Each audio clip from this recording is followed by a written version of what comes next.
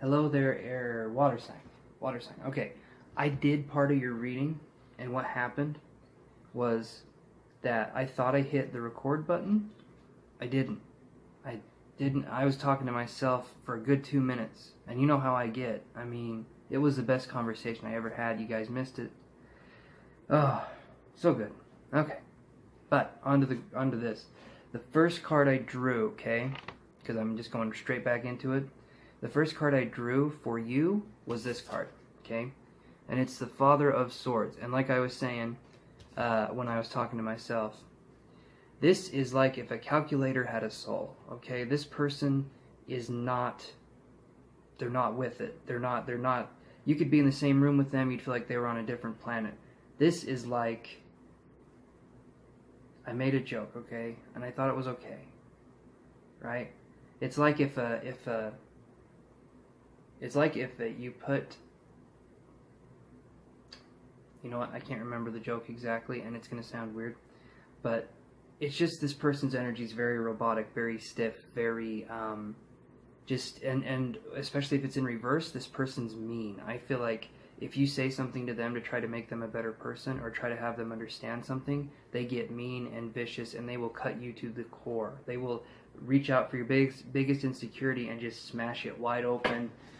And while you're laying there bleeding and, you know, gasping for air, they'll just coldly look at you and say, "What's wrong?" It's that kind of an energy is what I'm getting.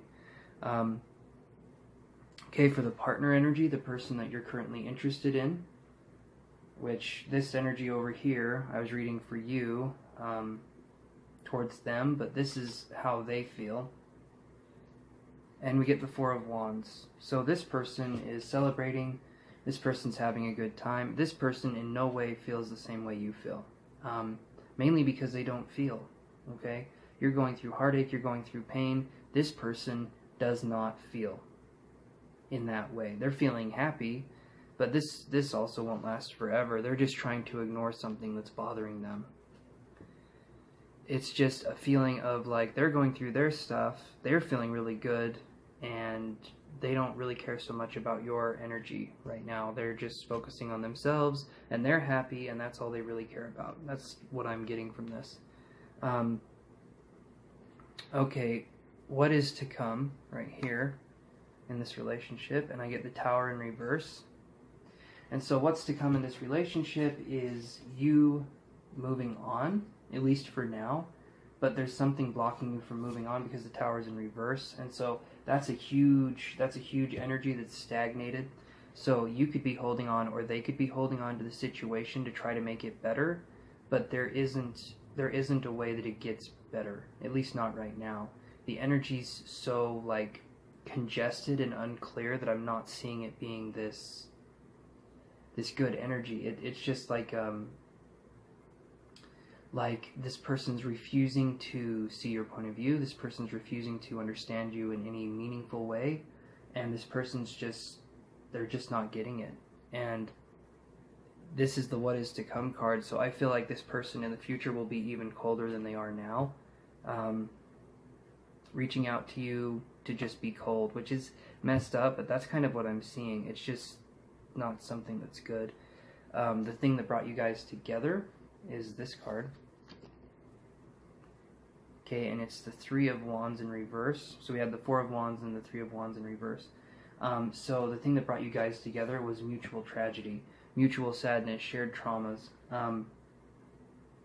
I see this being a thing where, and I have a friend who's going through something similar, but it's just going through these ways of trying to heal each other. You came together in this relationship to try to heal each other, to try and help one another, and you were all for it, water sign. You were all for the healing. You were all for the helping. But the other person wasn't ready to let go of shit. They just weren't ready to move on. They weren't ready to let go. They weren't ready to even see that there was a problem in the first place. They acted like they were ready. They seemed like they were ready, but they were not ready. And you try to call them out on it. You try to say, okay, well, this is bullshit because I'm ready to help you, but you're not ready to help yourself. And they'll say, oh, no, I'm fine. Don't worry about me, I'm fine.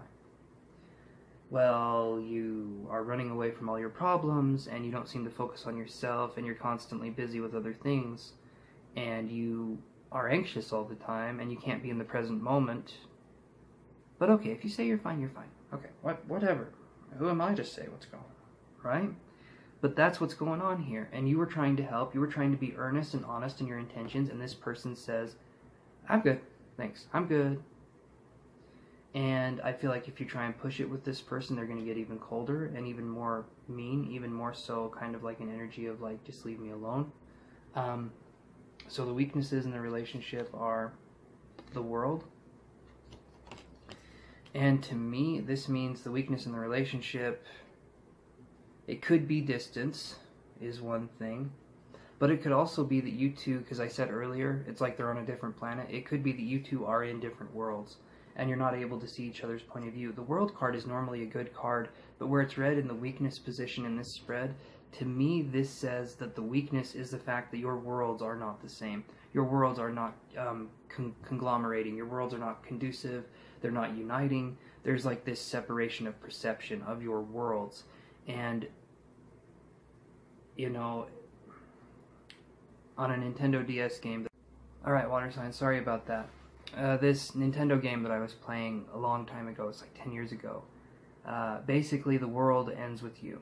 And that was the title of the game too, but in the game you play this character who's a loner, who's going through all these things, but one of the main characters says, your world ends with you.